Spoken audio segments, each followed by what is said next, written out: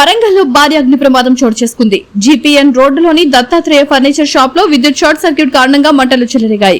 ఘటనలో ఫర్నిచర్ పూర్తిగా దగ్ధమైంది. సమాచారం అందుకున్న అగ్నిమాపక సిబ్బంది ఘటనా స్థలికి చేరుకుని మంటలను అదుపు చేస్తున్నారు.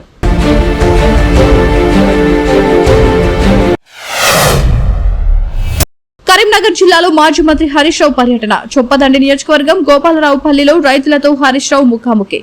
సాగునీరు లేక వారు పడుతున్న కష్టాలను అడిగి తెలుసుకుంటున్న హరీష్ రావు.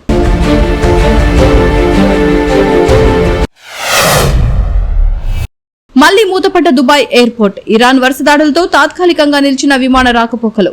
భద్రతా దృష్ట్యా ఎయిర్పోర్ట్ ను మూసేసిన ప్రభుత్వం. ఎయిర్పోర్ట్ లో చిక్కుకుపోయిన వేలాది మంది ప్రయాణికులు.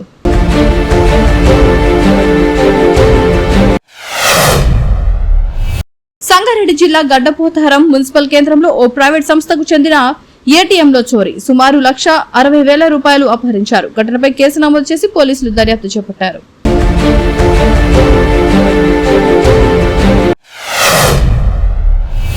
నిర్మల్ జిల్లా సారంగపూర్ మండలంలో కోతుల నియంత్రణ కేంద్రాన్ని ఏర్పాటు చేశారు. పట్టుకున్న కోతులకు కుటుంబ నియంత్రణ శస్త్రచికిత్స చేసిన తర్వాత గుర్తింపు కోసం టాటూ వేసి అడవిలో వదిలేస్తున్నారు. దీంతో కోతుల సంఖ్య నియంత్రణలోకి వస్తుందని అధికారులు తెలిపారు.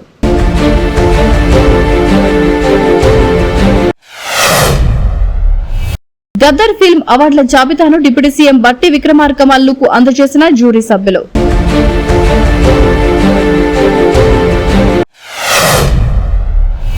సీఎం రేవంత్ రెడ్డితో యుఎస్ఏ డెలావర్ రాష్ట్ర గవర్నర్ మార్ట్ మేయర్ భేటీ. హాజరైన మంత్రి Sridhar Babu, first lady of Delaware Lauren Meyer, ఉన్నతాధికారులు. Health data prevention, universal health care, education రంగంలో సంస్కరణలపై సీఎంతో చర్చ.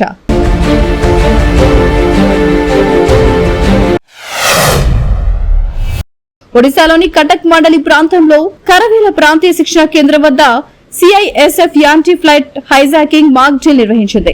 అత్యవసర పరిస్థితుల్లో స్పందన సామర్థ్యాన్ని పరీక్షించేందుకు ఈ విన్యాసాలు నిర్వహించినట్లు అధికారులు తెలిపారు.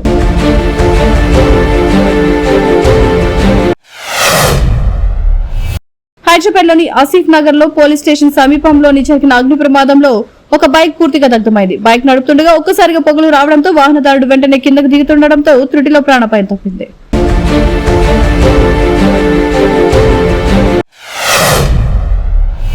కాకినాడ సముద్రంలో ఇసుక దొంగలు. కాకినాడ సముద్రంలో భారీ యంత్రాలతో ఇసుకను డిగ్గింగ్ చేస్తున్నారని వీడియోను విడుదల చేసిన మాజీ ఎంపీ హర్షకుమార్.